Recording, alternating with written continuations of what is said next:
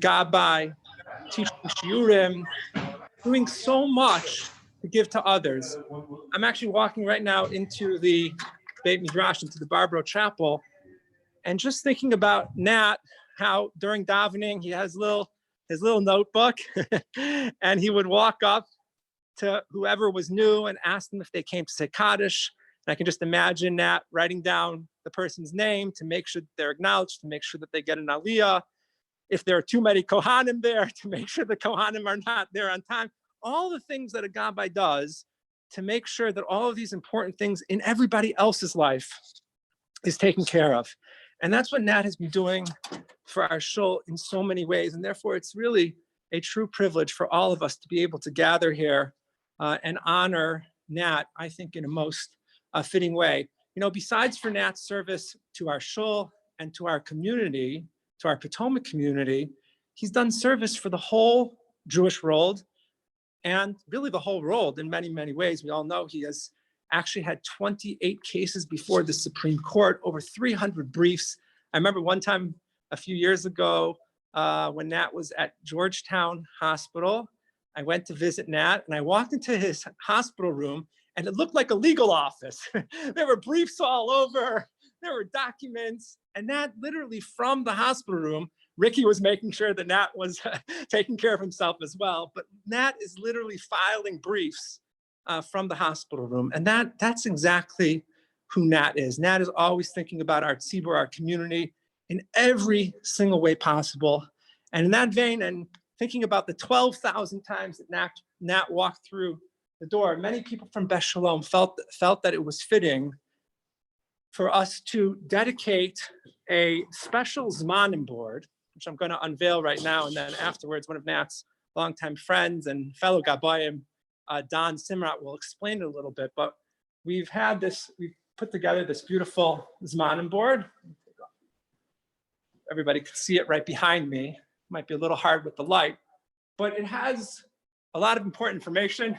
It says there, Mazel Tov to Nat, January 31st. We have some exciting events that are happening in the shul, but more importantly, we have the Zmanim, the yard site, today's daf.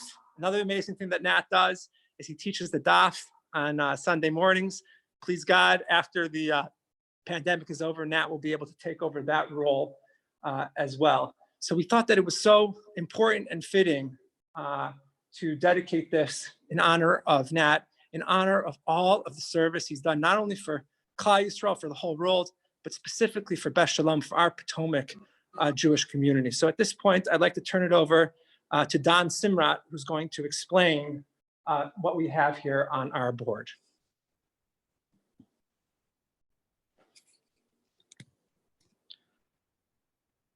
Don, I think you might be on mute.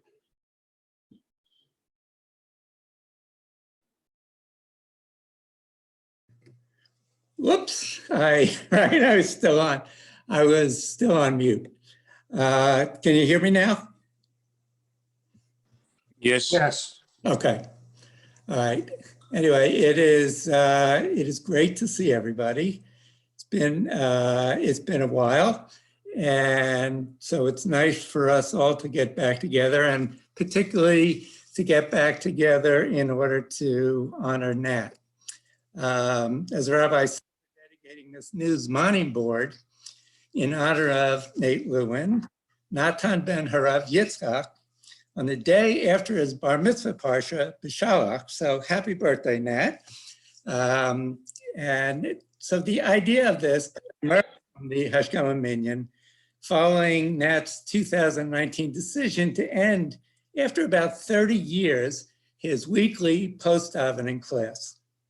It's taken a while to organize the ceremony, and I'm grateful to the rabbis and to Rachel Zutshi for their efforts, and particularly to Marvin Sachs for taking over the lead in organizing this entire event. Now, as the rabbi made a calculation, I made a calculation too. Over the 30 years he was giving this post-davening class, he must have given over 1,000 classes after the Hashkama Minyan. These classes included such topics as the Parsha. Sometimes he spoke about Halakha.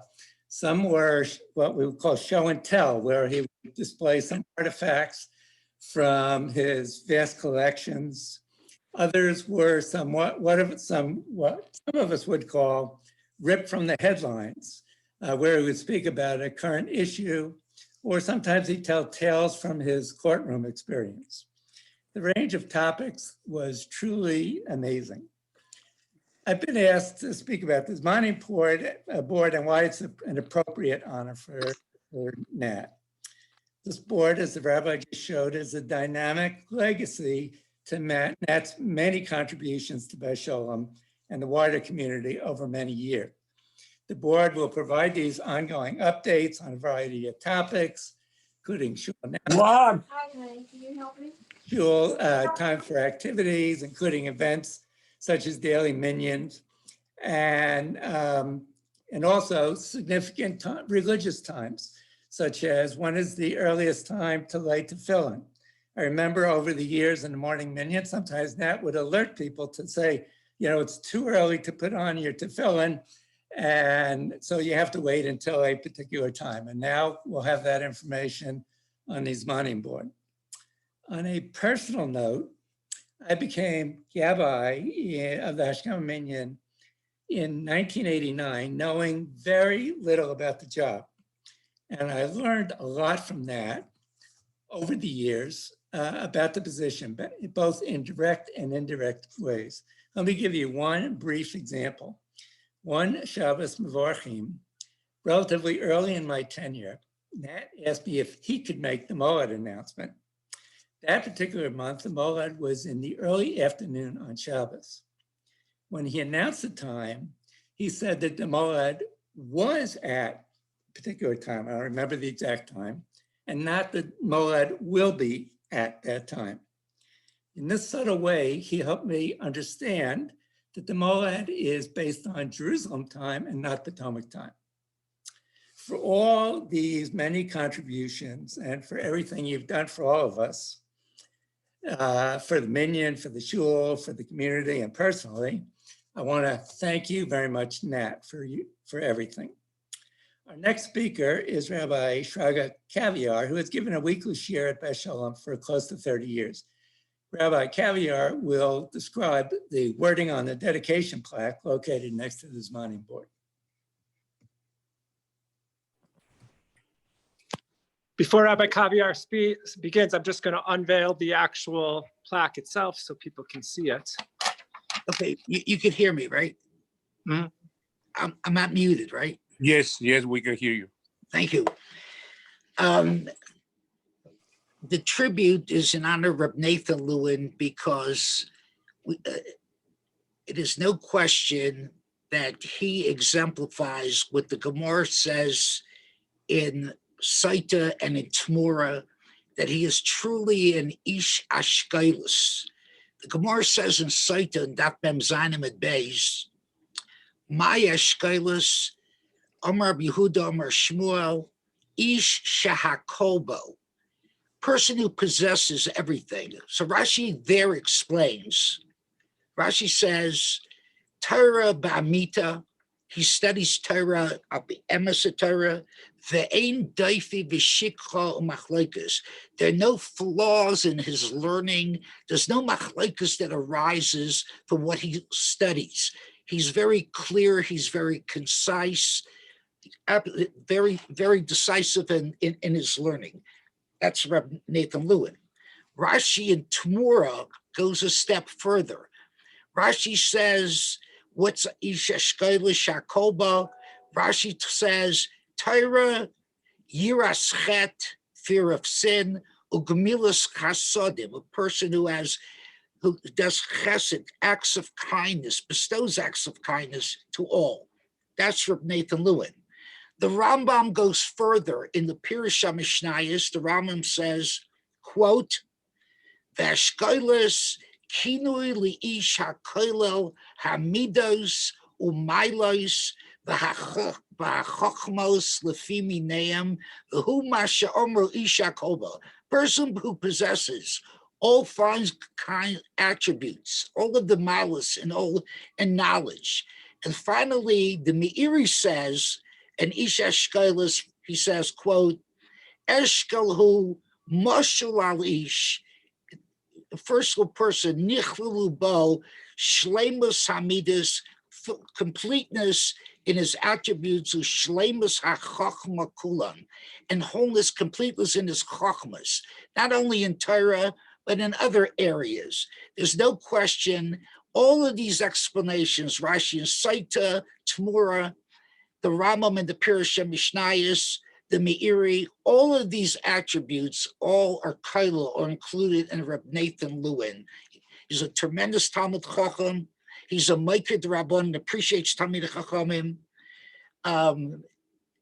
He's a Gaimach Chasadim. He does chesed for all people worldwide, and it is most fitting that this should be, he is the Ish Eshkailis, and that's why it was felt that this is appropriate for him. I want to go a step further, and I want to talk about a particular attribute, a particular midah of Reb Nathan Lewin. And Rabbi Antin mentioned it with the things that he's done worldwide for Judaism and all causes. I want to exemplify his midah of Mesiris Nefesh all around. Now, I took a look. This is coming up in Parshas Vayakhel.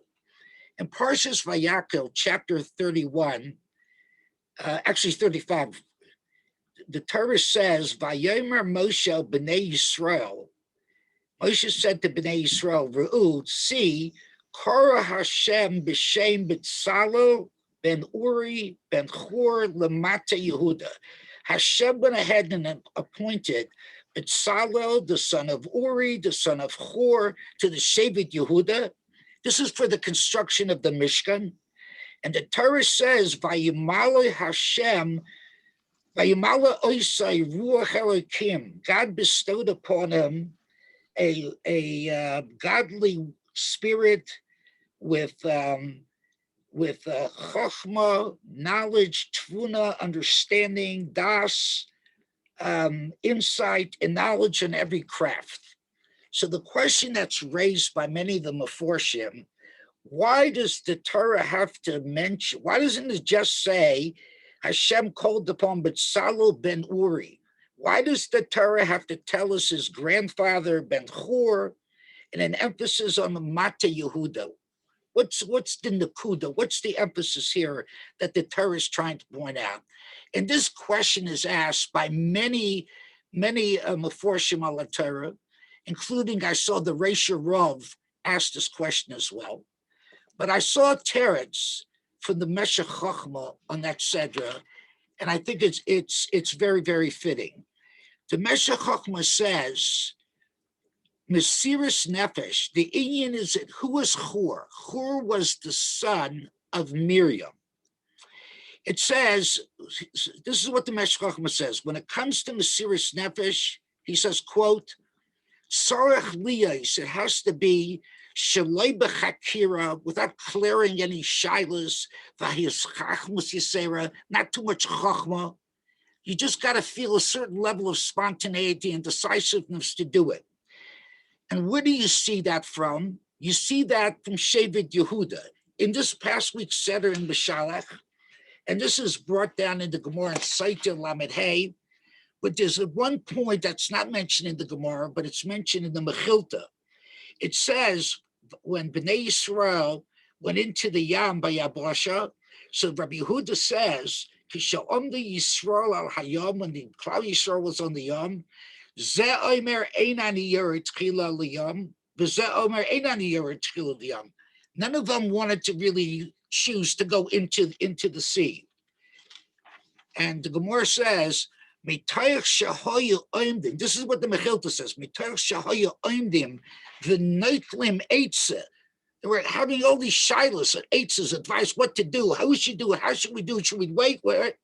So the Mechilta says, Kofatz Nachshon ben Aminadav, Nachshon ben Aminadav jumped in immediately into the Yam. He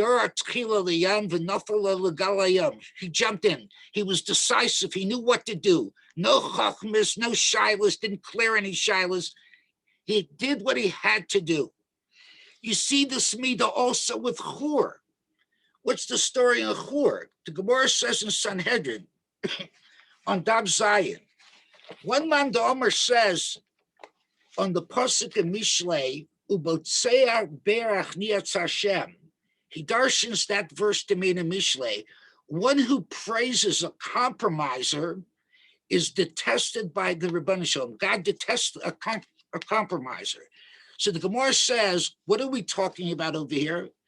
It says, at the time that the Jews went ahead and they built the golden calf, it says, Vayar Aaron saw Vayiva Mizbeach Lefonav. Aaron went ahead and erected a Mizbeach in front of this eagle. So the Gemara says like this, Mara, what did he see?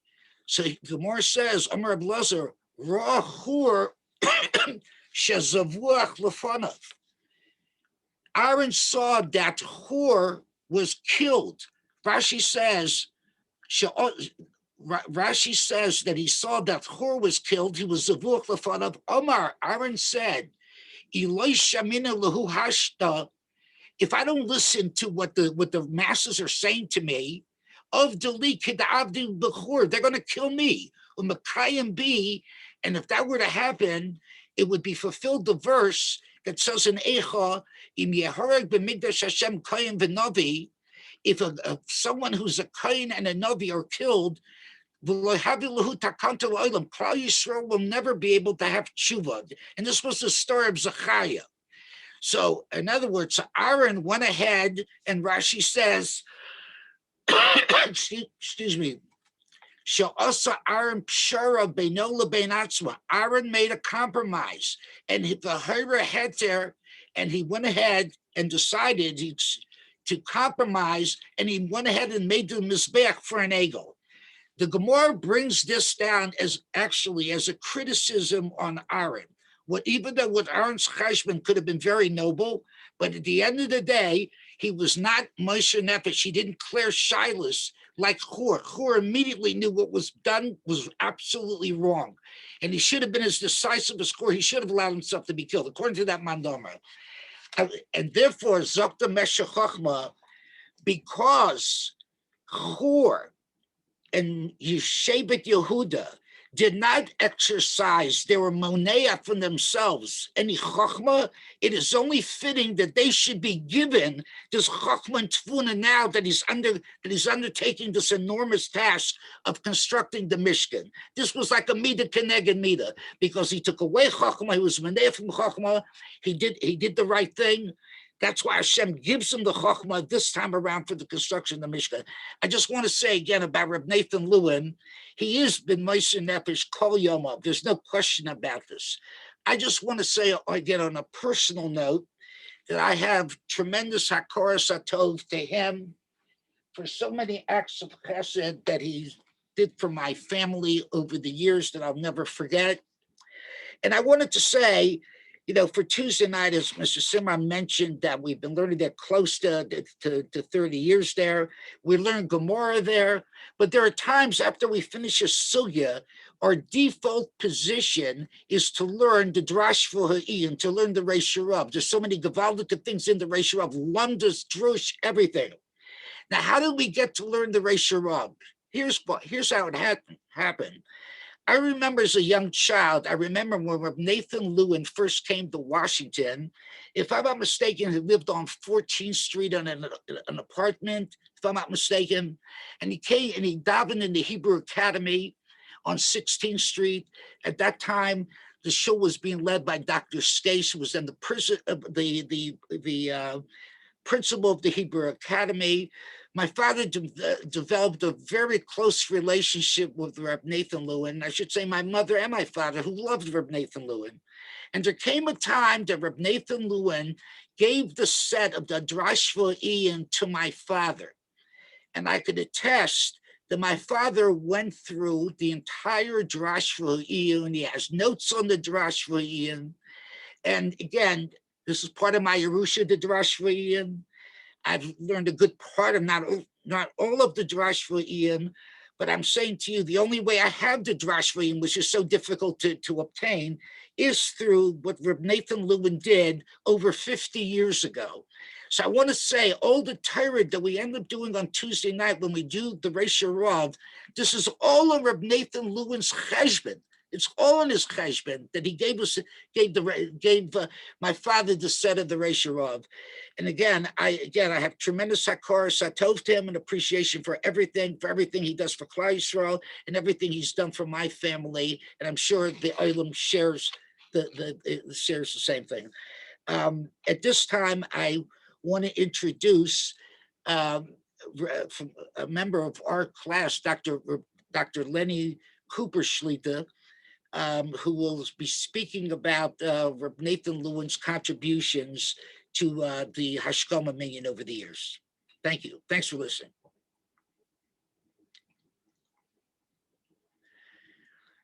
Yeah. Can you hear me?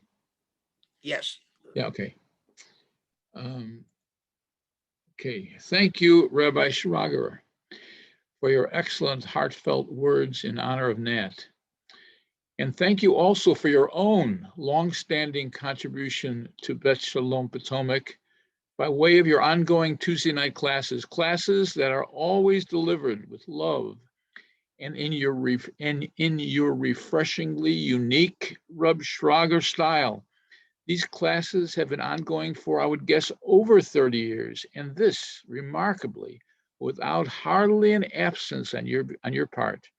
You have driven across town to us all this time, and we at Bet Shalom, and especially your devoted students, are forever grateful to you.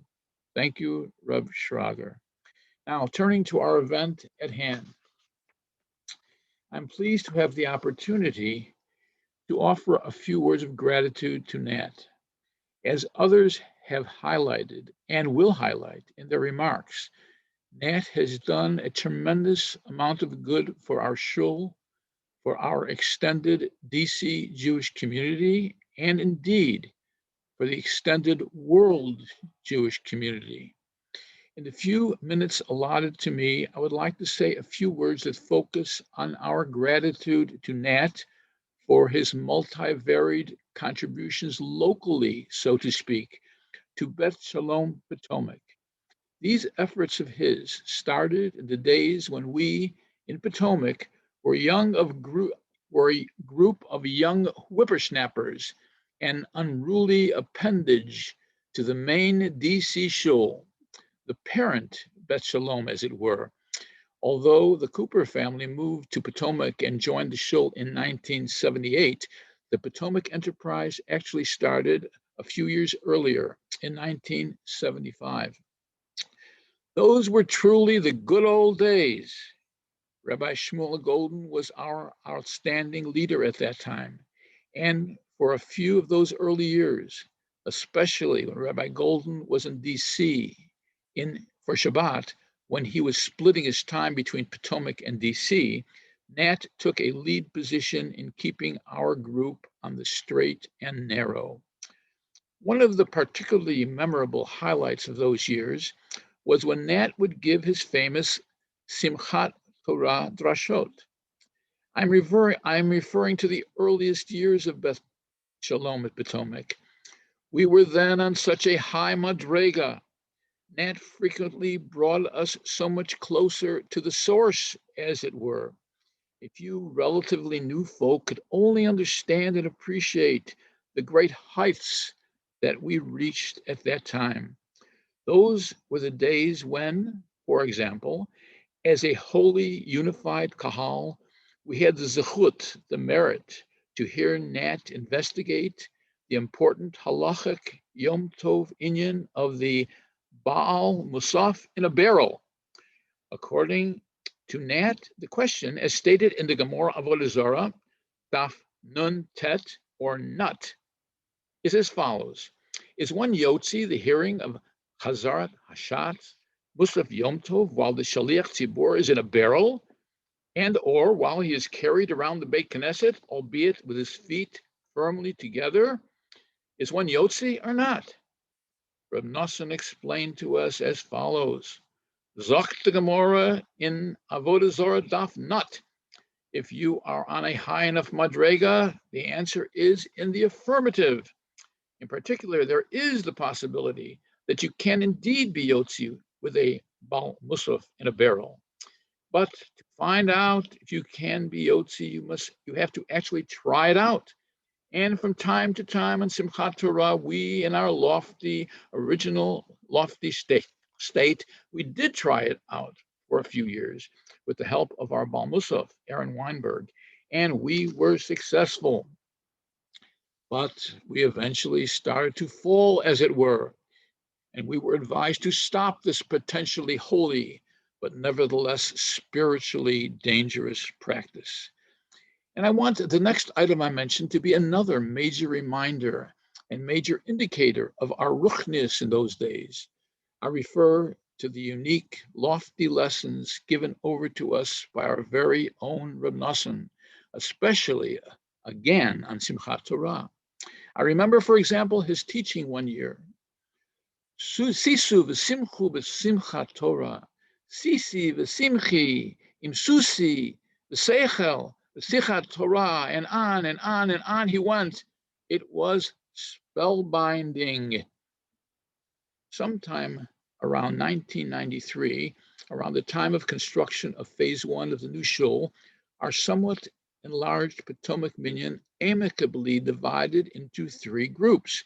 One of these, the trailer Minyan, was mainly made up of the new young whippersnappers, those of us mainly distinguished as having young children and finding it difficult to get to shul too early. The other 2 groups mainly included those who were by now the more mature of the original Potomac group. One of the latter 2 groups was the main Minyan, and the other was the Hashkama Minyan, the early Minyan. It was the bracha of those in the Hashkama Minyan group that Reb Nosson chose to be one of us. Essentially, all Shabbatot and Yom Tovim, when Nat was in residence, which was most of the time, he would present Divrei Torah to the group after Kiddush. And in our continuing gratitude to Nat, and while still in the old Stiebel, in the summer of 1999, we sponsored a festive and fun Kiddush luncheon in his honor. In those days, there was no need to commit those lofty Torot of Reb Nosson to writing. We understood them completely, Baal Peh, and who, outside of our Bet Shalom Potomac family, would have understood or appreciated those Ehrliche concealed words of Reb Nosson had they even been put to print. We understood that those early lessons of Reb Nosson could truly be categorized as Torah Shebal Peh. And in those early days, we were able to absorb Reb Nosson's Divrei Torah with uniform attentiveness, without chas v'shalom ever paying attention to the clock. Restless? Can you imagine that? Getting restless and even sleepy while listening to the holy words of our Reb Nosson, even after several drinks of Kiddush Mashka. And now we've come to such a low level. As of late, for us to understand his regular Shabbat and Yom Tov lessons, Reb Nosson needed to prepare his Sisi v'Simchi im Susi v'Seichel Torah like drashot with the aid of scissors and Scotch tape. I refer, of course, to Reb Nosson's more recent invaluable Divrei Torah handouts. Also, as a result of our Yerida, we eventually needed a timekeeper, lest the drash would test our childishly short attention span, and we would be found wanting. Nat, during our early history and later, subsequent to the initiation of our Hashkama Minyan, your leadership enhanced our tefillot and limudim in ways that were fun, entertaining, inspiring, exciting, and provocative. For this, we are exceedingly grateful and appreciative. I understand that even though you and Ricky are all cooped up in your warm home, you have been able to keep active via the computer and Zoom. Hopefully, this confinement stage will soon end, but in any event, we wish you good health and a continued active schedule for many, many years to come. I would like to now introduce Marvin Sachs, who put an enormous effort into planning today's program. In tribute to Nat, he will make a further presentation on behalf of the Hashkama Minyan. Mazel tov, Nat, mazel tov.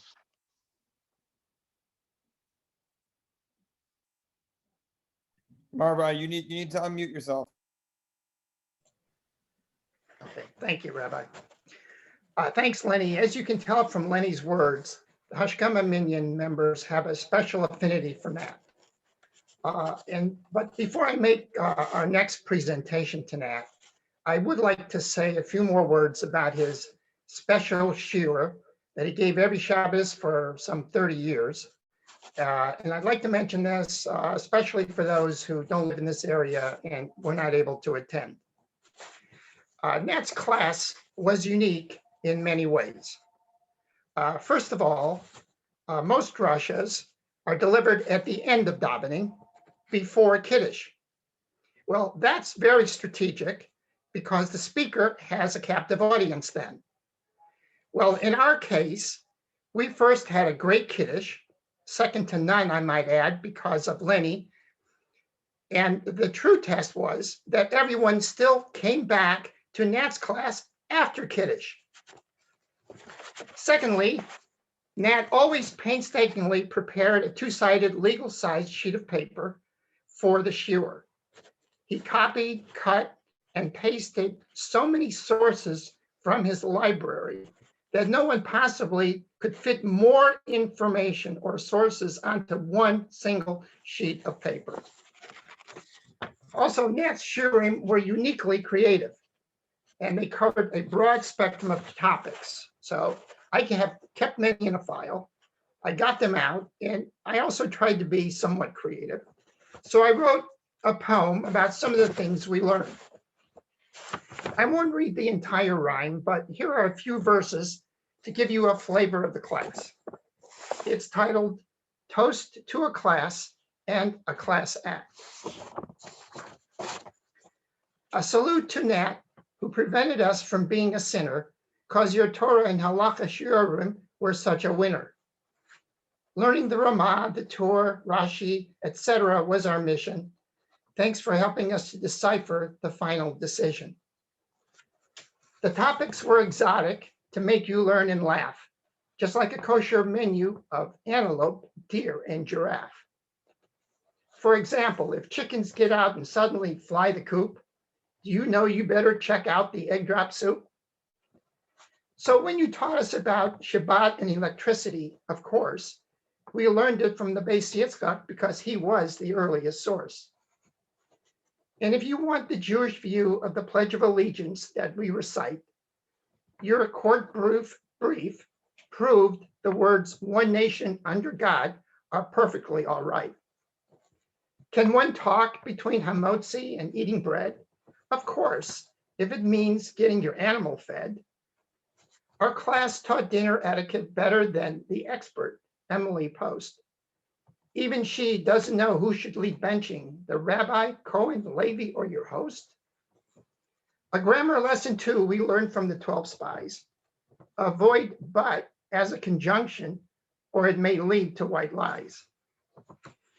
And although most know the law of Shechita comes from Parshas Re'eh, we know why it's codified in US law and enforced by the USDA.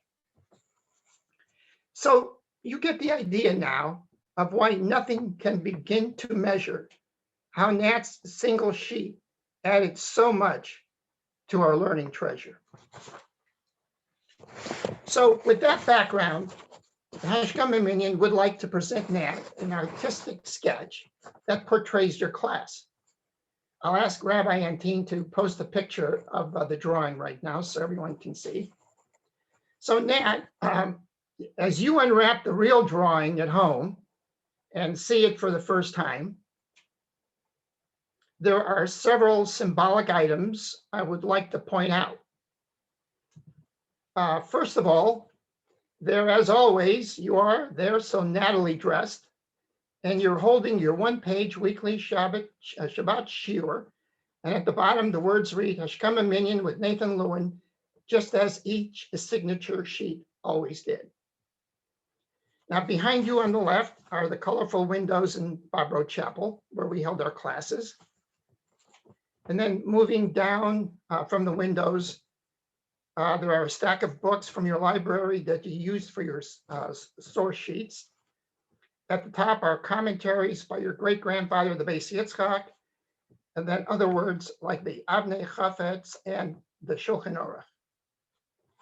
Also depicted are maps of biblical Israel and historical Haggadahs, which you shared with us from your collection.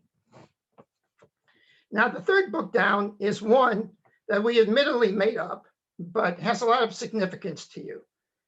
The title on the binding of the book reads, Volume 28, Zivotofsky versus Carey. This is a case that after a 13-year battle in the lower courts, you and Eliza brought before the US Supreme Court. So the number 28 represents the amazing total number of cases you argued before the Supreme Court. And you can see a sketch of the Supreme Court at the top right. In the Zivotofsky case, although the court did not rule in your favor then, the State Department just recently accepted your argument and now permits American citizens born in Jerusalem to appropriately acknowledge that fact in their passports. So looking at the books again at the bottom of the picture, they represent the maps of biblical Israel and historical Haggadahs, which as a collector, you also generally shared with us. At the middle right of the picture, there are some personal items like your Kiddush cup and Opa hat. And let me also say that while many classes suffer from running way too long, that was never a danger with us, because Nat brought his own personal favorite timekeeper, Ricky. Ricky sat in the front row and, to use a phrase, judiciously let Nat know when his time was up. So very prominently displayed at the lower right, you can see Ricky holding up a watch as big as the one on 60 Minutes, and Nat can't possibly miss it. Finally, in a show of appreciation, everyone in the Hashkama Minyan personally signed their names, which forms the border all around the picture.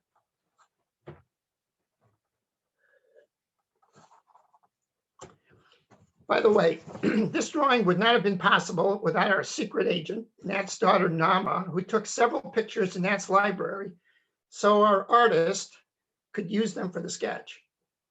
Thank you, Nama. And also, our artist is with us today. Brad Gebhardt is joining us from his home in Pennsylvania. Brad, special thanks to you. While we're thanking people, I should also acknowledge Rabbi Cooper, who's graciously agreed to be our technical producer and is handling the Zoom controls to make sure we see everything and everyone at the right time. In just a few minutes, we'll hear from our honoree himself. But first, we all know that Nat loves to do gematria calculations, where letters of Hebrew words have numerical values and represent hidden meanings. So here's longtime Bet Shalom member and a founding father of the Hashkama Minyan, George Sager, to turn the tables on that with some gematria of his own. George?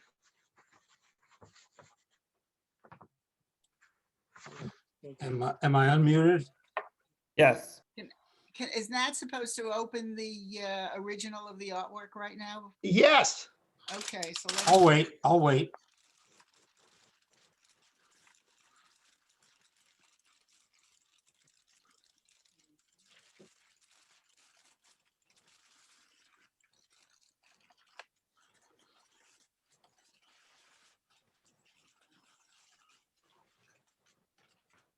Oh, wow. Fantastic. That's absolutely that's you. amazing. That's absolutely awesome. And all the signatures around there now. Right. Ah, beautiful. Thank you very, very much. That's overwhelming. That really is. So it's gonna, Ricky has decided that's gonna hang in our home in Yerushalayim so that we can, when we're there, always think of the fantastic group that we have here in Potomac. Thank you very, very much. Enjoy it in good health. Thank you. This is actually the second time that I have been mechubad to, with the privilege of introducing Nathan Lewin. The other time was back in the days of the cinder block building with for one of the Simchat Torah drushes that Lenny mentioned. That was back a highlight for Simchas Torah for a lot of us, right up until the time that Rabbi Tessler paskined that Simchas Torah was not Purim, and the merriment stopped. But at any rate, I tried in those days, at that time, to rise up to your standard, Nat, and produce a gematria that was fit to introduce you. And I didn't do so good, I confess. So here we go again. Can I have the first slide? So this is, wait, hold on. Okay, so this is a presentation for Nathan Lewin, the noted barrister. Okay, now you can show the next slide.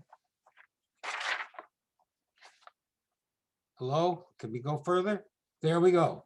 So you see what I'm up to? So for Nathan Lewin, the gematria of that comes to 626. Next slide.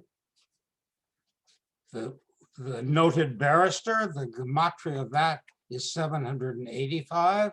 Next, you put those together and you get 1,411. So keep that number in mind. So here we go. Rav Todot, thank you so very much from your friends and students at the Hashkama Minyan. Heydad, 3 cheers. Next, the thank you very much. The gematria comes to 1,018. Next, Hashkama, the gematria is 370.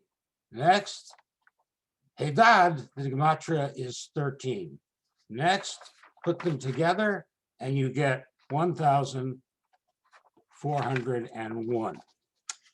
So I'm not quite on target yet again, but there is a beauty in that. First of all, that we learn that Nat is the master of gematria and it's hard to live up to his standard. The second thing we can learn, next slide, please. That's a summary. I thought showing you that I'm 10 off. Next slide. But 10 has its own meaning. As we'll sing this in the Seder not long from now. Asara miyodea, who knows 10? I know 10. Asara dibraya. 10 are the 10 words, the 10 commandments, which stand for us for the whole Torah. And that is really the beauty of my being 10 off, because it was your Torah, Nat, which you taught us at Hashkama week in, week out for so many years. It's something for which we all owe you a great debt. And for all of us, I again thank you. And that is my introduction. The floor is yours, Nathan Lewin, Orech Din Mufursam.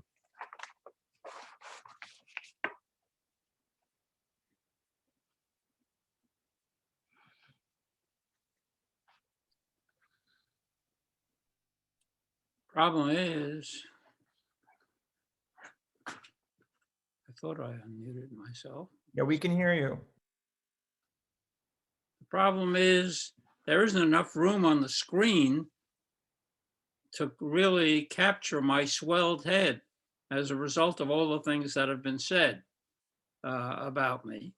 And I thank all the people who have come out in this snowstorm to join us at this time.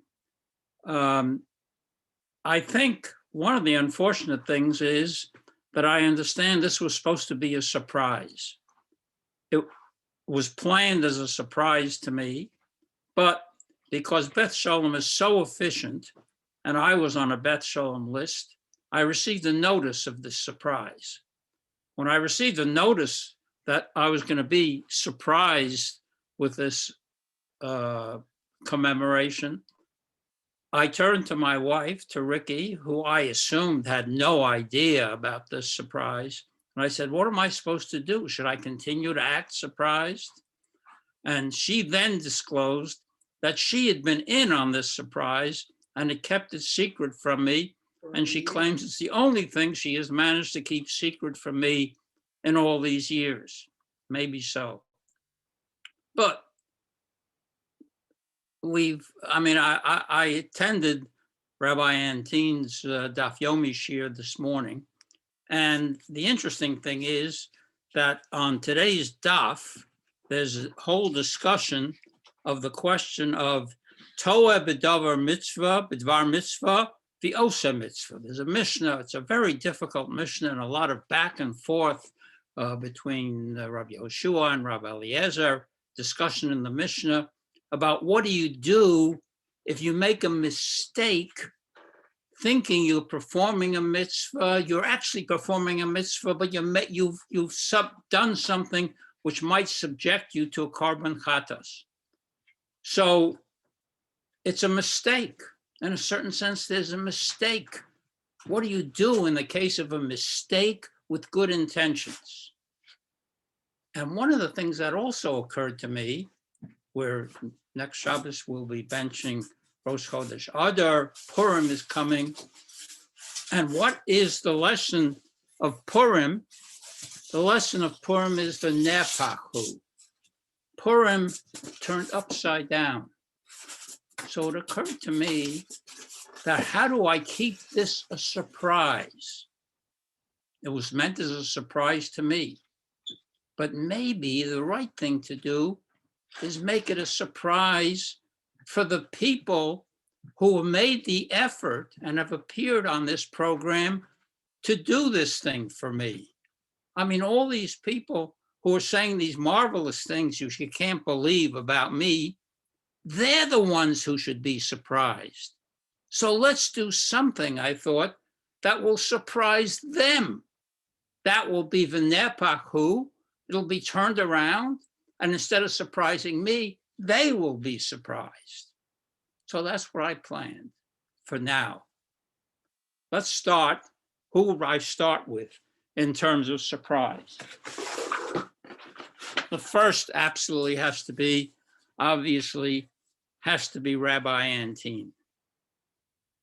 Because, I mean, he not only has formed and introduced this program today, but I owe him for the many years now, of the years that I've been here and have been through Rabbi Golden and Rabbi Tesler, for whom I have great respect, but also enormous respect for Rabbi Anteen. And I tried, in terms of thinking what to do today and how to turn this around, to tie it to one of the things that Rabbi Anteen and I have in common.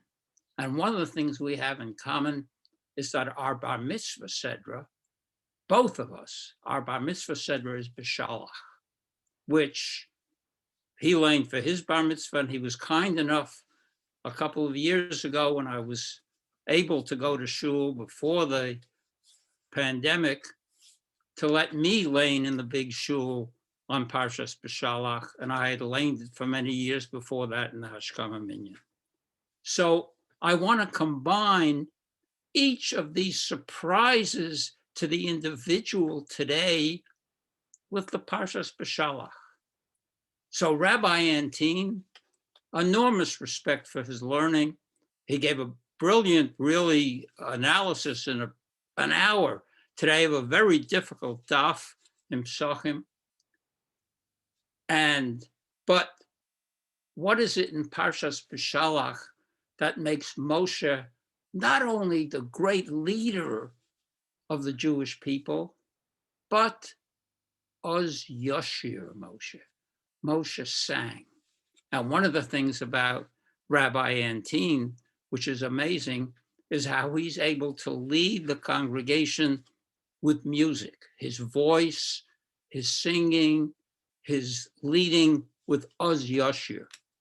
But I thought the appropriate thing for him as a surprise gift, because he asks me every year, or at least the last few years, do I have an extra Megillah that can be used in the shul? Well, I'm happy to give Rabbi Antin today a Megillah from my collection. It's a nice Hamelech Megillah. It's beautiful. And I will tell you that if not for the snow, this would be in his mailbox. I had expected, frankly, early this morning to be able to drive out and give the gifts to the people who live nearby, who should be surprised to give those gifts to them in their mailbox. But it will be in his mailbox as soon as I can get someone to go and deliver this Megillah to Rabbi Antin as thanks for the marvelous friendship he's shown, for the great learning he has exhibited in terms of the congregation. I love to hear his sermons. I will tell you, even though I sit in the big shul now, since I left the Hashkama Minyan, I was sitting pretty close. I didn't want to miss a word. So every time when he would be up to give us a sermon, I would change my seat to move up front in order to hear every word of the sermon.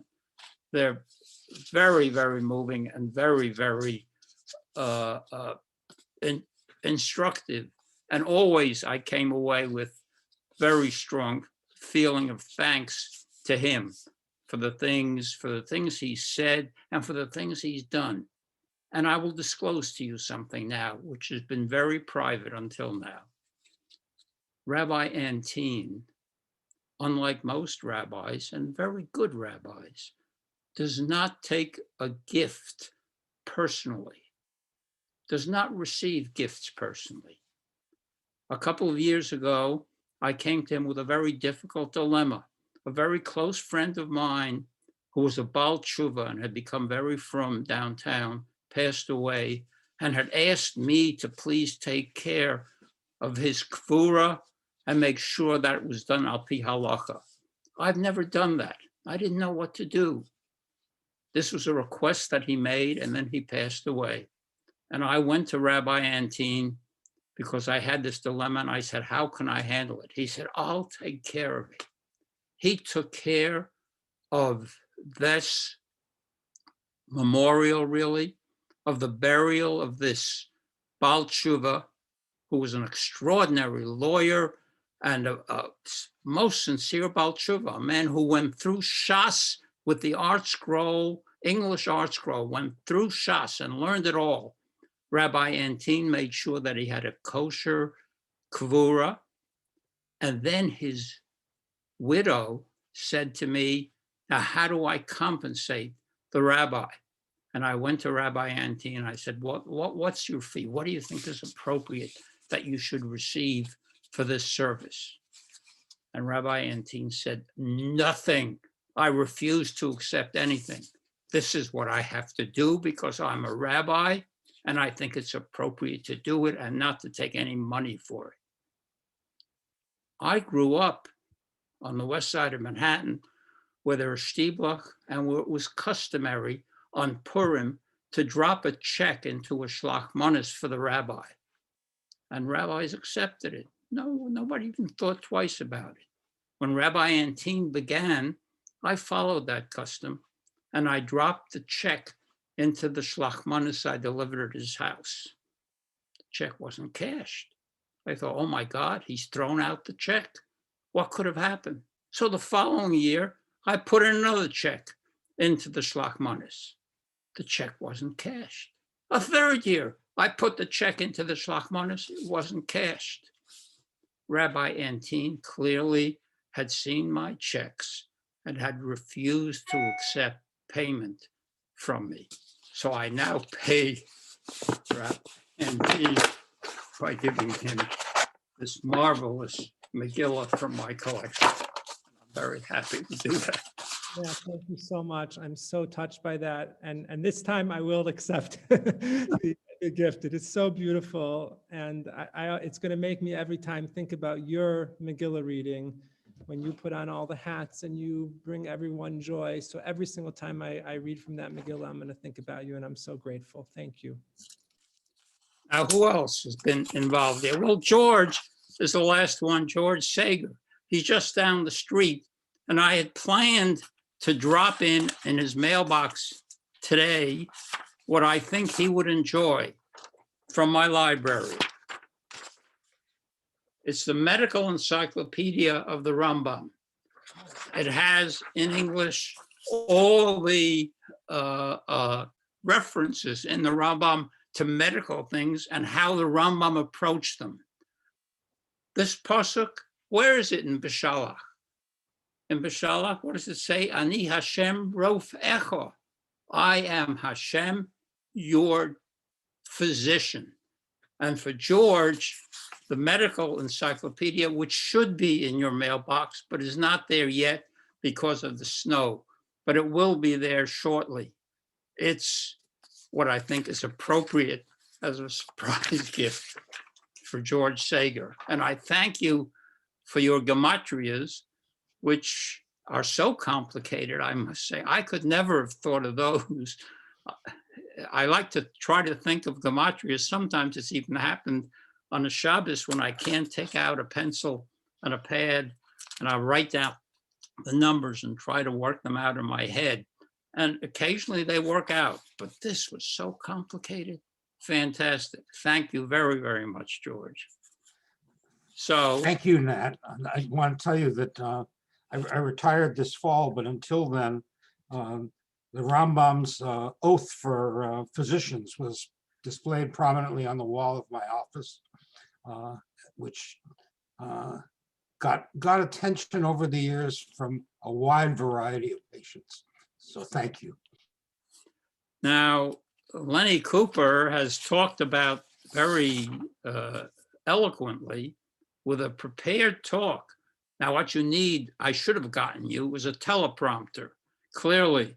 I mean, you know, Joe Biden has succeeded. The President Joe Biden has succeeded because of his teleprompter. Your words were eloquent, beautiful, and from future statements that you make of this kind, you need a teleprompter so that you won't have to look down at your text, which I still have to do from time to time in terms of remembering. But for Lenny, again, it's not in his mailbox, but it will be in his mailbox. What I have in a package for Lenny is a classic work by Rabbi Aryeh Kaplan, Outpourings of the Soul, Rav Nachman's lessons, Rav Nachman Breslov's lessons in English. And I think that's the appropriate thing for Lenny. And why is it in Parshas Beshalach? Because in Parshas Beshalach, you have the mun. And what do we say about the mun? We say, lo hedif hamar v'hamosif lo hechsir. That when the mun came down, everybody got exactly what they needed. That lo hedif hamar v'hamamit lo hechsir. That's what lo hechsir. Everybody got exactly what he needed. And for Lenny, who took care of the Hashkama Minyan Kiddush every Shabbos, it was plentiful. Everybody got exactly what they needed, with herring, with crackers, with whatever it was. That pasuk in this week's Parsha of Beshalach, that's Lenny Cooper's pasuk, really. Exactly like the mun was suitable for everybody, what Lenny prepared every Shabbos, and the shopping he did, the prices he got things at. I mean, he was so proud of the fact that he could get Entenmann's cookies, you know, at a reduced rate. We knew all that. And it's a tribute to Lenny that the Hashkama Minyan Kiddush was as successful, so successful, that people would come out of the big shul to go to the Hashkama Minyan Kiddush and then go back into the big shul again.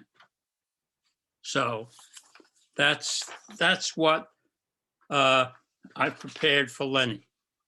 How about Don Simrod?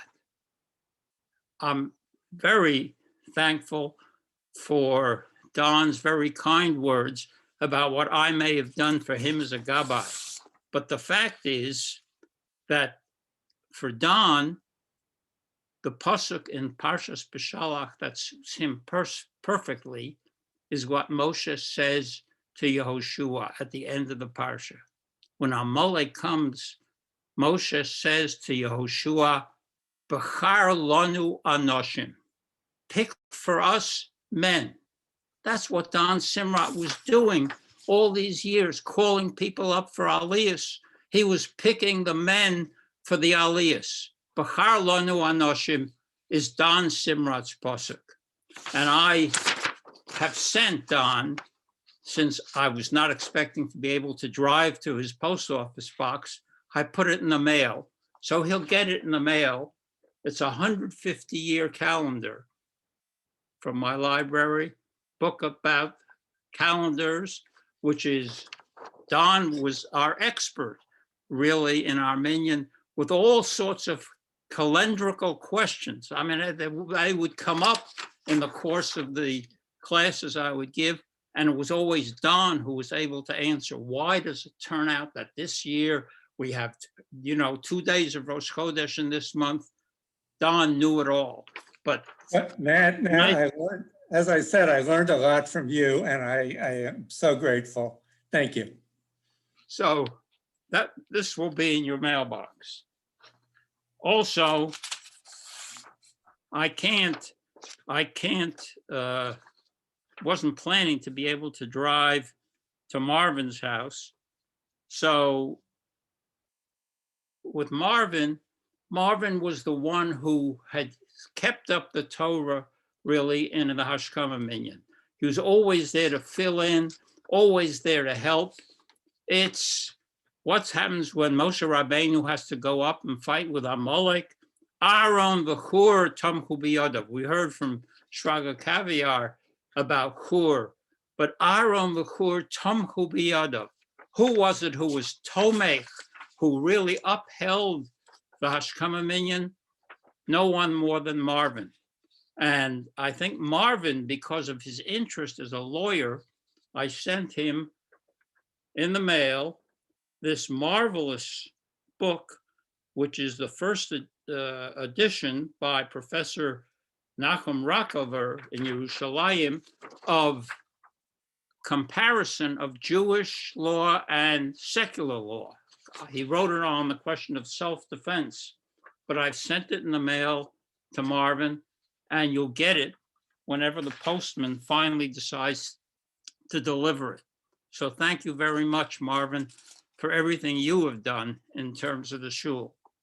And then, of course, my friend, lifelong friend, family friend, as he mentioned, Rav Shraga.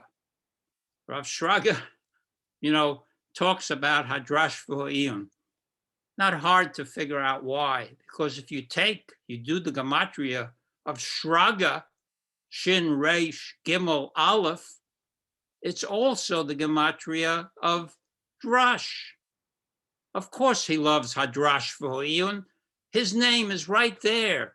My grandfather's sefer Hadrash v'Ho'iyun. He's a darshan. You heard his Torah lesson today. It was fantastic. The breadth of knowledge, the scope that Rav Shraga has for all the things that he teaches are immense. But there's something you don't know about Rav Shraga and about his relation with me. He's talked about the fact that I knew his parents, Zichronam Livracha, who were marvelous people. They were wonderful to us as young marrieds in Washington. As young marrieds in Washington, they were wonderful to us. And, I always viewed his father, Zecher Tzaddik Livracha, as being outstanding Talmud Chacham here in the Washington area. Far, went back to yeshivas in Europe, knew an amazing amount, was such a marvelous human being. He knew my family. But the thing people don't know about the relationship between Shraga Caviar and Nat Lewin is that years ago, Shraga Caviar said to me, Nat, I want as a gift to you to give you a subscription to a magazine. What magazine? National Review. Now you have to realize he was talking to somebody who had written articles for the New Republic. And here he says to me, I want you to be able to read articles on the conservative side. William Buckley, National Review. And since that time, Shraga has very quietly insisted on paying for a continuing subscription to me of the National Review. And I have to tell you, at my current stage of life, it is one of my favorite magazines. I wait till it comes in the mailbox. I pick it out. I read it. I agree with it. No longer with the New Republic. Subscription there is ended. I'm not interested in reading the New Republic, but the National Review, oh boy, I love it. What could I do for Shraga Caviar as a surprise? Give him, he has Hadrash V'Iyun. I don't know whether he's got the others from my grandfather. I will have to find that out and give it to him. But I checked on something else. I've also a subscriber, and I've gotten for many years a current Torah journal called Hama'or, which has got Torah, Chuvas, discussions. It comes out 6 times a year. It's a bi-monthly. Ricky wonders, it comes in the mail, and really, I read it eagerly. Looks, I mean, it's got very detailed Torah and Torah discussions. I checked.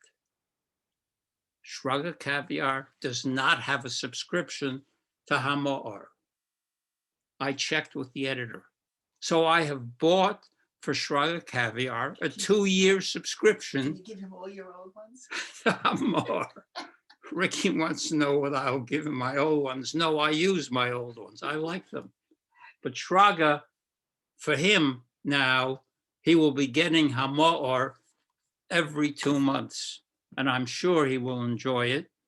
And probably as much, if not more, than I enjoyed the National Review. So that's my effort to provide a surprise. But there's one person who deserves a surprise more than anybody else, all the people I've mentioned. And in Parshas B'Shalach, Moshe Rabbeinu sings a song. Okay, it's a beautiful thing. We say it every morning for Shacharis. We say the Shira, but then the Torah tells us, Vatikach Miriam Hanaviyah Achos Aaron es hatof biyada. A woman shows up and she steals the show. Moshe Rabbeinu may sing a song, but the Torah tells us, suddenly, surprise, Miriam shows up and sings. You can imagine. Then they went out, B'tupim uvim cholot. Everybody was then singing around. The woman, it wasn't Sipporah, it was a sister, but the woman in my life, Ricky, the timekeeper, she is Vatashar Miriam. She's the one who has really brought life and to everything that you talk about, that has made things possible. It's because of Ricky that I've been able to do the things that I've persuaded you or impressed you that I'm able to do. It was Miriam who actually accomplished. The Haftorah tells us Devorah accomplished. It's the women, not all these men I've gone through and said I'm going to surprise and give gifts to. So I have to give a gift to my wife. And I've consulted my daughters. I've consulted Nama. Ricky, at this stage of our life, wants very much that we should do exercise together so our bodies will be much better than we are. So I'm wanting very much to put in some kind of exercise machine. Or she's working on her photographs. We've got to put in Photoshop in some way.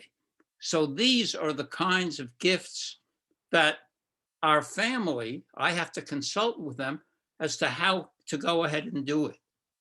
Vatikach Miriam Hanvia et hatof biyada. George, we're talking about gematrias. Hatof.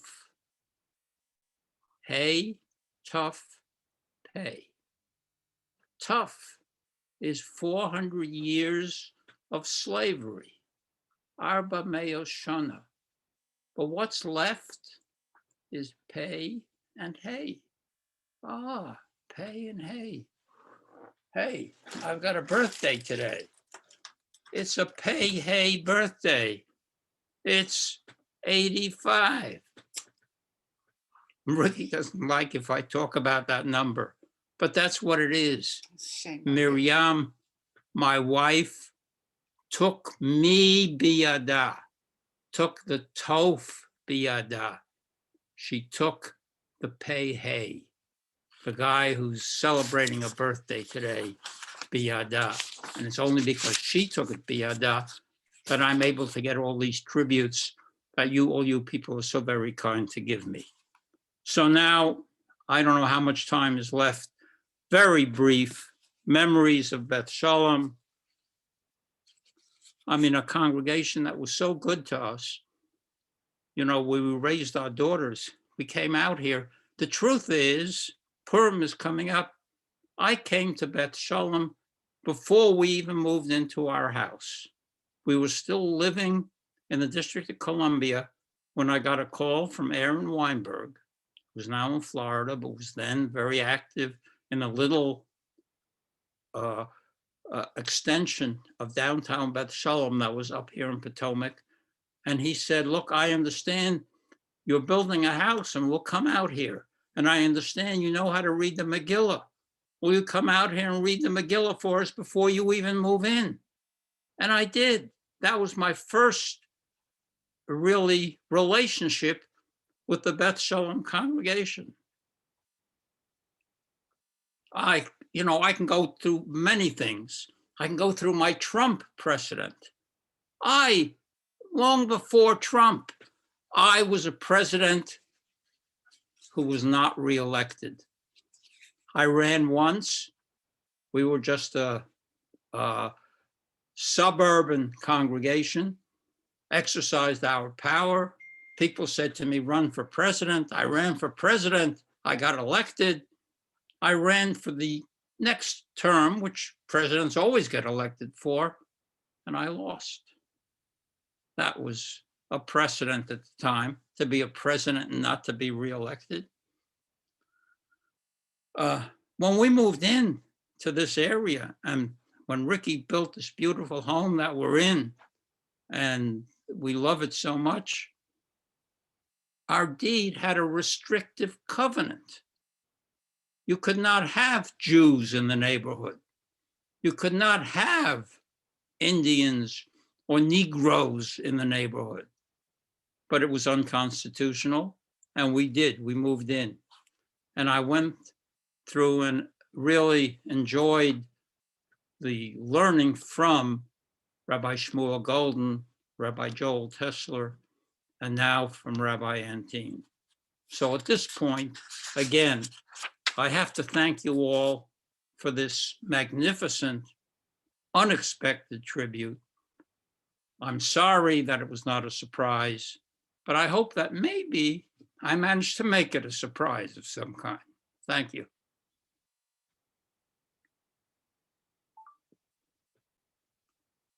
You're on mute, Harmon. Okay, thank you, Nat. Thank you for turning the tables on everyone and surprising us. And of course, your eloquent words. Thank you for your Divrei Torah, even as you thanked everybody. But I dare say that we might have one last maybe surprise for you. You mentioned Ricky, and you mentioned, you attributed Rabbi Antin's great singing voice. Well, I think both Ricky and the rabbi and myself will lead everybody in singing happy birthday to you. I know one thing will be a surprise, and that's my singing along with everybody. Because I never sing. But if the rabbi and Ricky will be so kind to begin, I will follow up on cue. And everybody will join in for sure. Okay, 1, 2, everybody has to unmute themselves, right? Gotcha. I did. Okay. Happy birthday birthday to to you. you. Happy birthday to you. Happy birthday, dear. Happy birthday to you. Hey, well, I think that wraps up our program, but because Nat, you have so many of your family and all your friends on, if people want to stay and visit and chat, please feel free to go ahead. We'll leave the Zoom up so that everybody can, talk to each other if they would like to for a while. I'm ready to leave you. Mazel tov, Matt. Mazel tov, Matt. Mazel tov, Nat. Mazel Glad to tov. participate. And many more. And many more. Mazel tov, Nat. Mazel tov, Nat. Mazel tov, Nat. Mazel tov. Mazel tov. Nat. Thank you. Mazel tov, mazel tov. Mazel tov and thank Mazel you. tov, mazel tov. Mazel tov. Mazel tov. Thank you all. Mazel tov. Mazel tov, mazel tov. Eleni, mazel tov, Yeshua. Thank you. Mazel tov, Nat. Mazel tov, Nat. Mazel tov. Ricky, Mazel tov and sei gesund. Mazel tov to all.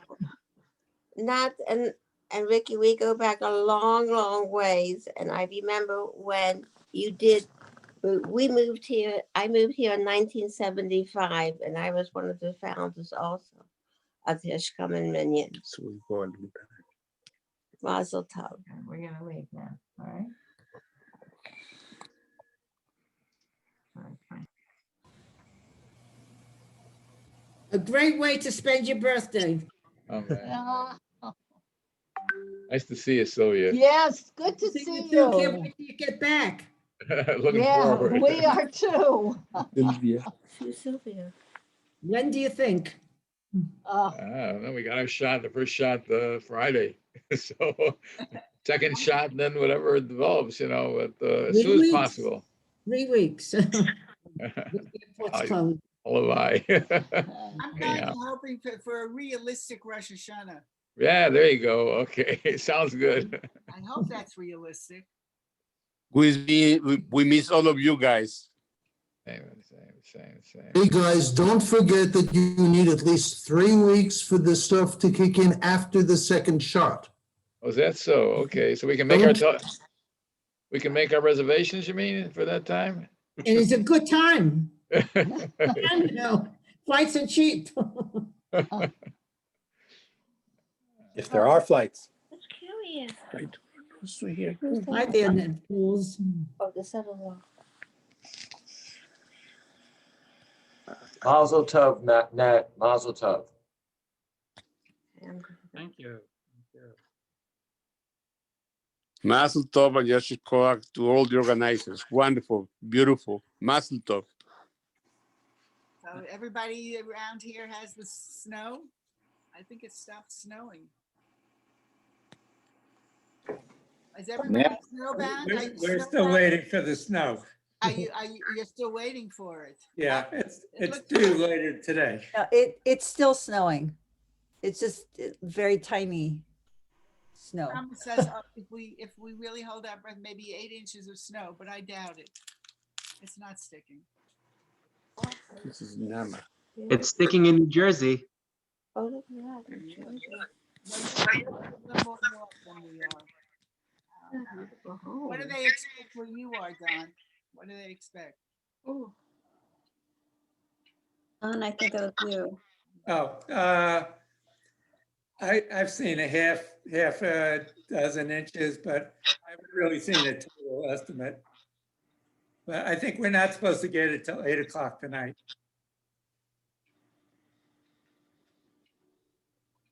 Nat, when you said that you were that I always borrow something before Purim, I wasn't even thinking of Megillah. I was thinking the Machzah Shekel, that you were gonna, which itself would have been wonderful. That's what you always are thinking about, the Machzah Shekel as well, before Purim. True. But that, what would that have been? Just a couple of dollars. I mean, That would have been nice also, I'm very. All right, I'll give you that too. But it's so beautiful that a lot of times when, in the last, since the pandemic started, it's obviously hard when we can't do things in person. But one of the beautiful things is seeing people from all over the country, even in Israel, all around, who are able to gather together. Doesn't matter that it's snowing outside, and we were all able to come together in this really beautiful way. And just listening to all the memories and seeing some of the notes in the chat, which we are going to send to you guys, the recording, and we'll have also all the notes from the chat and the recording. It's just so beautiful for everyone to come together like this. Thank you, everyone. I want to know how Lenny remembered those things from the Purim. Is that right? I don't remember that. Which one don't you remember? Any of it. I don't remember any of them. Disi v'simchi. Oh, really? You don't remember that? We're waving your arms around with the talis, my God. What about Aaron Weinberg in the barrel? You remember that? Carrying him around the shul? I remember carrying people around the shul. That's Aaron Weinberg, he carried around the shul, he's in the barrel. People that would do that regularly. I mean, every Simchas Torah, they would carry people around the Baal Musaf around, and in the barrel, though. He's in the barrel. That barrel from the kids' school there. Barrel? I don't remember that. You were davening too hard. You remember that, Aliza? I mean, I don't remember it. Most of the times. Aliza remembers one time getting that, but this was back at O of Shalom when she was really young, and somebody started to mistreat her father during his davening against Simchas Torah, and she ran up to him and started hitting this person. Remember that?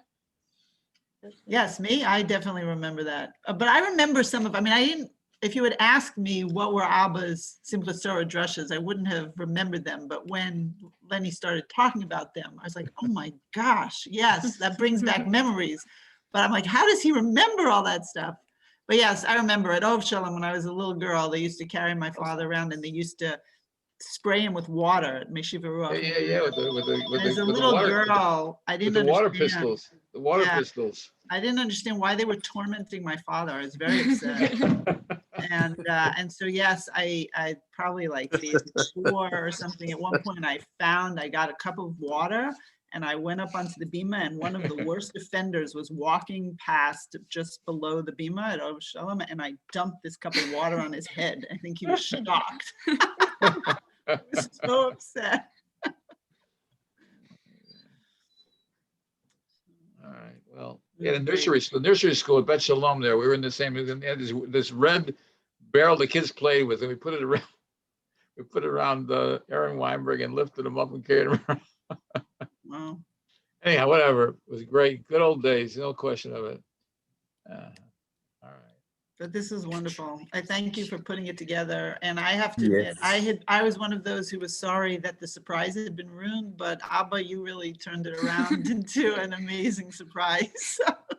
I was afraid when I knew it was going to be a surprise. I was because Nat gets very emotional these days, and I was really concerned that he would get so emotional because it was a surprise that he wouldn't really be able to speak because he would be carried. But he got a little emotional with his speeches, but it wasn't overwhelming. But that's why I was almost a little happy when he got that note, and he didn't know what to do. And I said, my gosh, this has been going on for 1.5 years. And it's the only secret I've been able to keep from you in almost 60 years. So, Where's Debbie? And there's so many of you who I really would like to give gifts to. There's a limited amount of time. I just figured I'd go through the people who are on the program, but I see on the number of people who are here, you know, to whom I owe so much and who are very close friends. And I really appreciate all your friendship, really. Just in terms of turning this event around, I figured, okay, let's go through the list of the people who I saw on the program that I should not have seen in advance. But nonetheless, since I saw the program, and of course, you know, person who was not on the program and who's refused to speak, and those are the people I had to kind of turn the tables on. yeah, you've overwhelmed me. I don't know what you and your daughter have up your sleeve, but please. I've consulted now. I see that and I smile. But I It's never such a Cheshire cat smile that I'm very nervous. So, well, I thank you for whatever it is. And I didn't see Vivian Arkin either. What'd you say, Nama?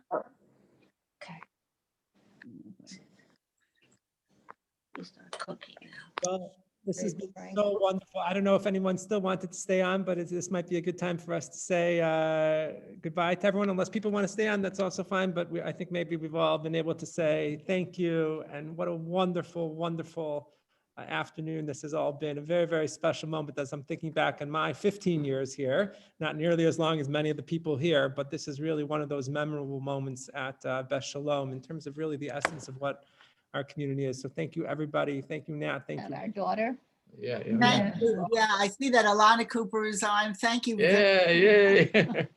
Yeah, no, I thank all of you who are. Muted. Why we can't hear you? Appreciate your being here. I was here the whole time, but I didn't want to have my camera on. I was embarrassed about where I'm at, but this was so fun. It just brought back such great memories, really. Like, I don't know, stuff from my childhood, that nut in the barrel.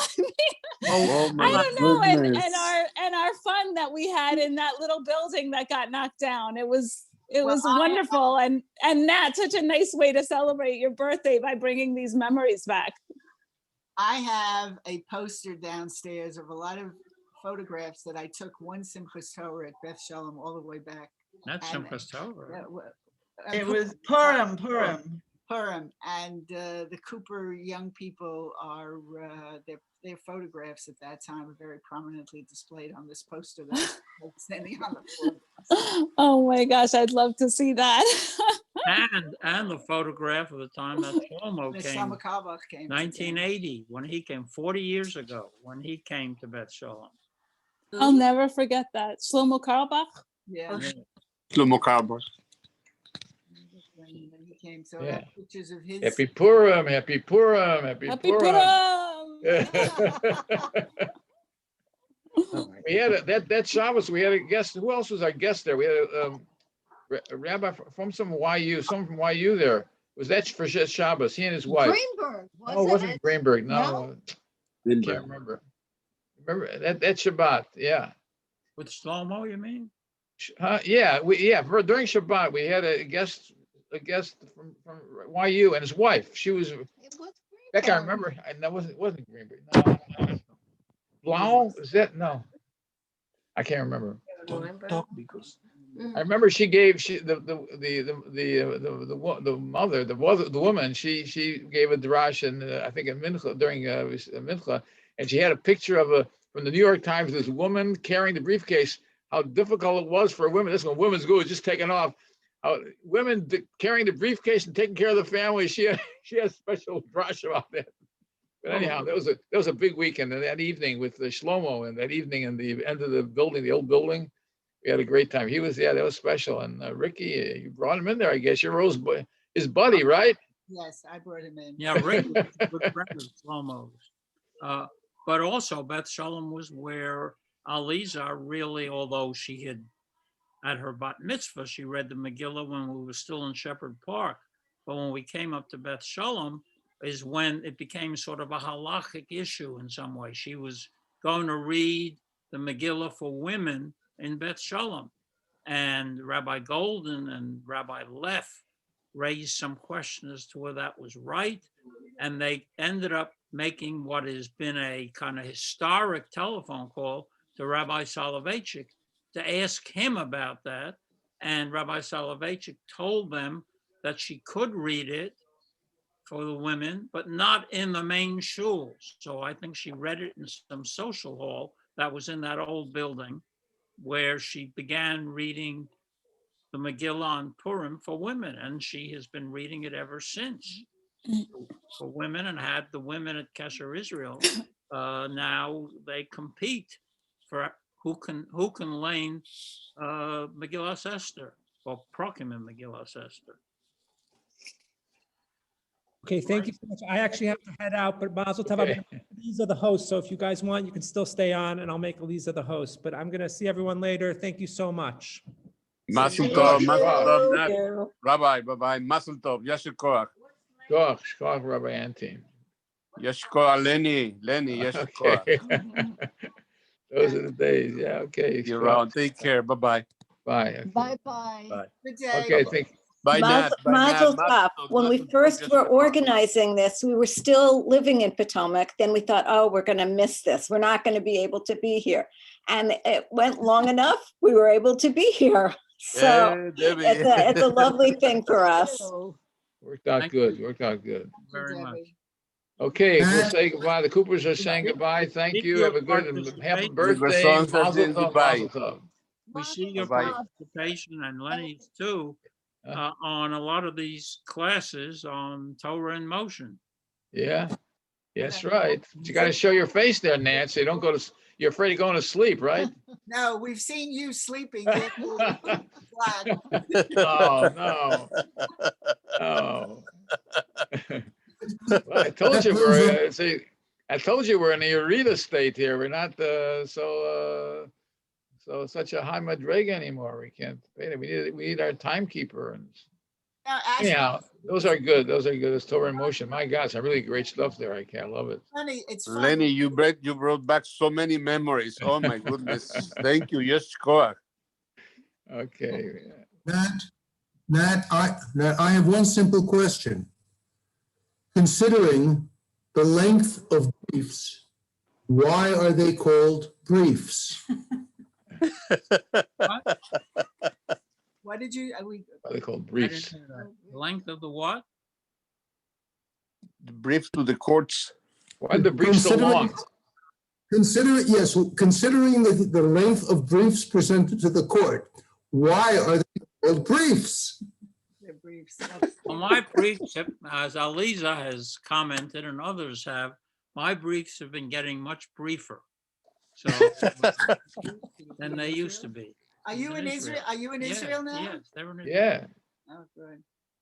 Oh, yes. For us, this is permanent. We no longer have a place anywhere else formally in the States. So how did you downsize? That's my big issue now. How do you downsize? Brutally. Very brutally. Brutally. I measured all the rooms, I measured all the wall space, I figured out where to put bookshelves, and what we had fits, but what doesn't fit didn't come. That's it.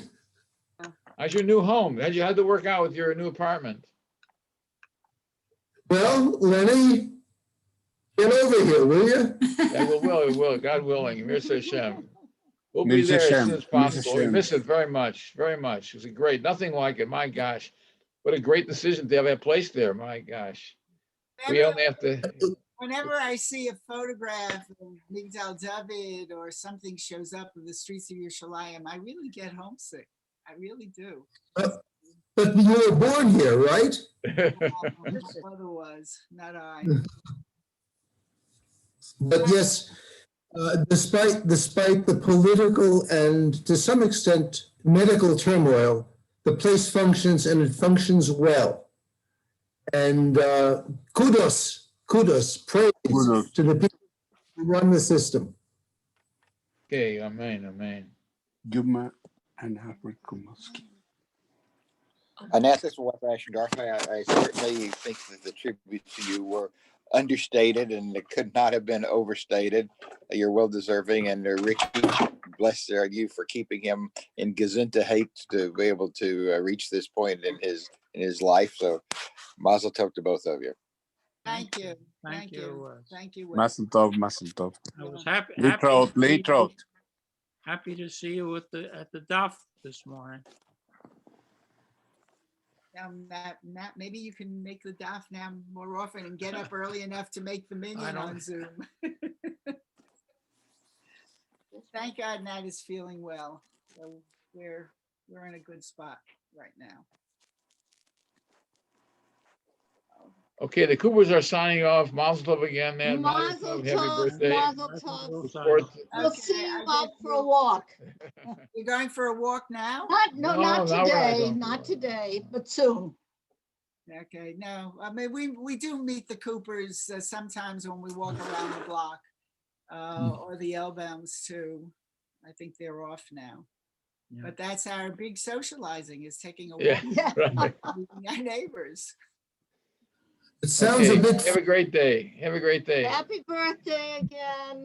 Thank you. Ramos, it's nice to Good to see you. see Nice to you. see you. You're looking good. Looking good. Thank God. Come see us in person. Okay, amen. Looking forward to it. Bye-bye. Bye. Bye, everyone. Bye-bye. Bye. Anybody else want to talk, or should we sign off? Yeah. Right now. Hi, Mazel Tov. Thank you. Happy birthday. Thank you, Sid. Thank you very much. Lucky to have only one. Yeah, Eileen said I should remind you that you lucked out by having only one term. I was going to say that. But I figured, okay. Fortunate. I thought of it right away. He also didn't say why he got unelected. No, Which was, he was staying out of the politics of it. I don't remember that, but I bet I have it in the minutes, so I'll look it up. That's probably true. Eileen, we missed you at the last book club. Yeah, I know. I didn't like that selection. I'm sorry. And, you know, as region president of Hadassah, I have meetings every day, sometimes at night. And so my reading schedule has shrunk. And, but Sharon told me you're reading another book called The Dervish. Yes, American Dervish. She said she'll lend that to me. So maybe I can get through that one. The other one was just too depressing and there was too much of it. That was depressing. I couldn't bring myself to read it. No, it's true. It was hard. It was. Yeah. Yeah. One, American Dervish is one that I recommended, and it's a book about a Pakistani American family and how they bring their Pakistani culture in total to the Can you move into this camera, Ricky? I don't see you. Sorry. It's about a Pakistani family living in California and how they bring their Pakistani culture to life in the United States. Everything, you know, you bring wives, husbands, whatever it is, you make marriages back in Pakistan. But what I found very interesting about this particular book, I liked the author, but I couldn't get his new book. And when I can't get from the library a new book of somebody, I will take out other books that they've written. And this was an earlier book by this author who is very prominent. I forget his name right now. But what got me in the book was there are 2 chapters on the Pakistanis' attitude towards the Jews and the Muslim attitude towards Jews, separate chapters dealing with Jews. I thought that was kind of significant for our group. So what's the name of the first book that you couldn't get? I don't know. It's still, I'm on the waiting list, but I was like about 20. Oh, okay. So I'm reading a book that I'm not sure who recommended. A Woman is No Man. I did. That was my book too. Wow. 2 books, right. And wow.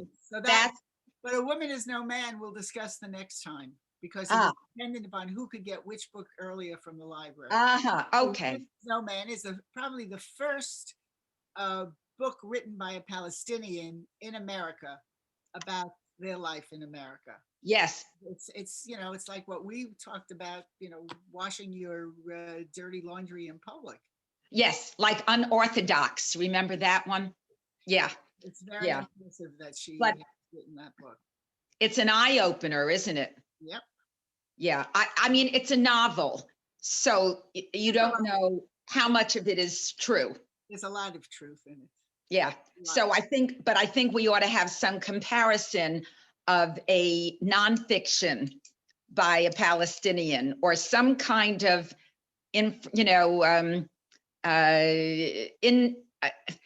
the real story of Palestinian women and their lives in order to compare. What? Nothing. My granddaughter keeps changing her background to different photographs of the. Oh, yes. Sitting there and giggling. Okay.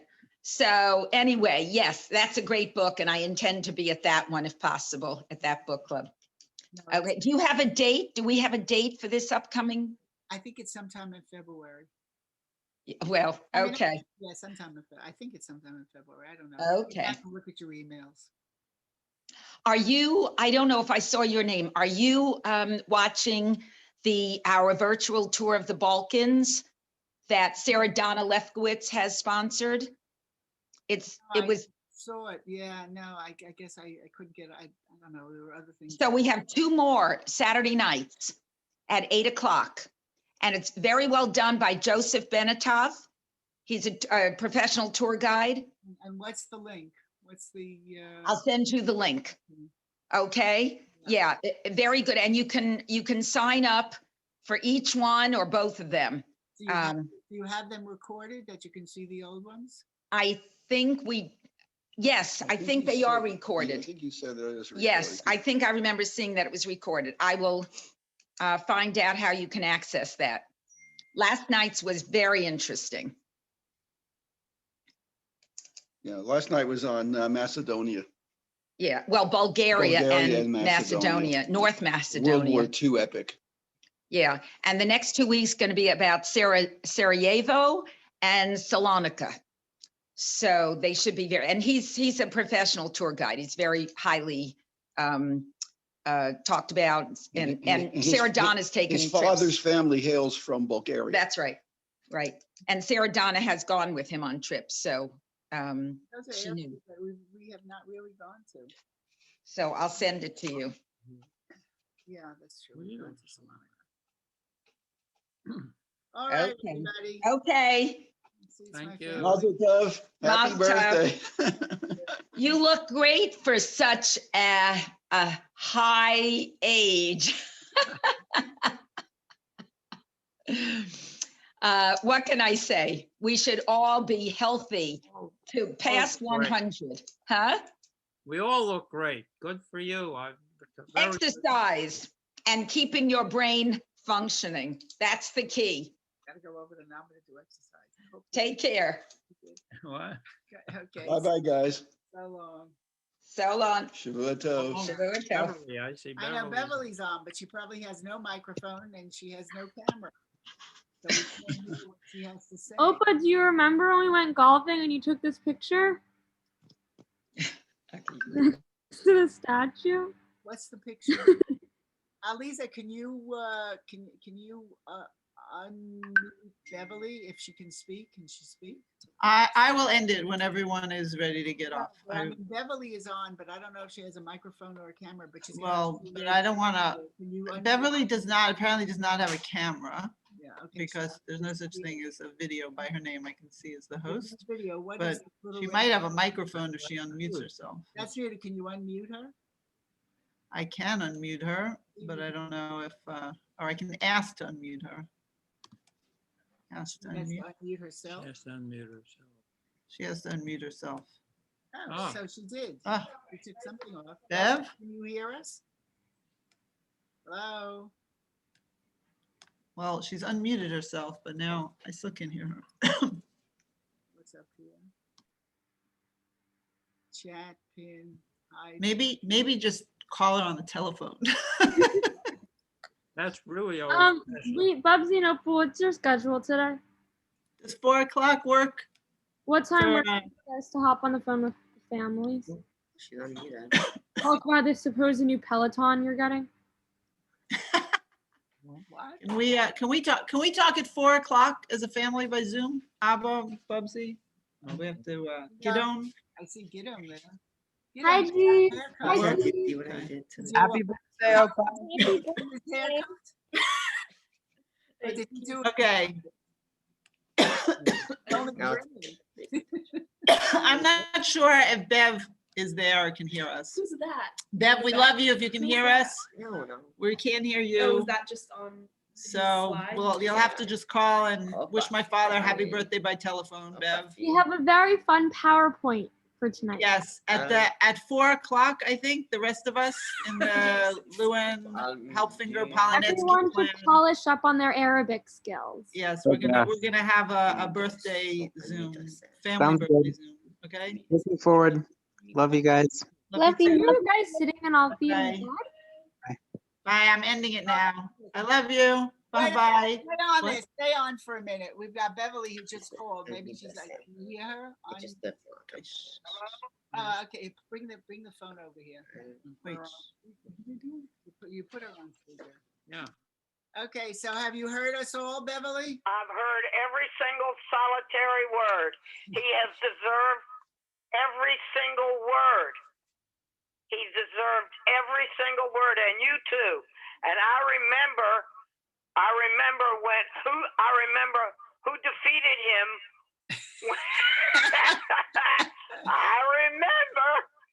Who was it? Frank Schwartz wanted him Yes. off. Frank Schwartz. Yeah. Frank Oh, it Schwartz. was Frank Schwartz. Frank Schwartz defeated Guys, him. this is being recorded for posterity's sake, just so you know that. It's still But, being but recorded. one minute.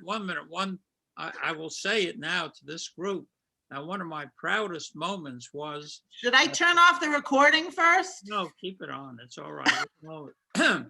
That I was sitting in the shul after Frank Schwartz had become president, and then I think he passed away, and they gave a Sefer Torah with his name on it to the shul, and I just sat there and I saw that the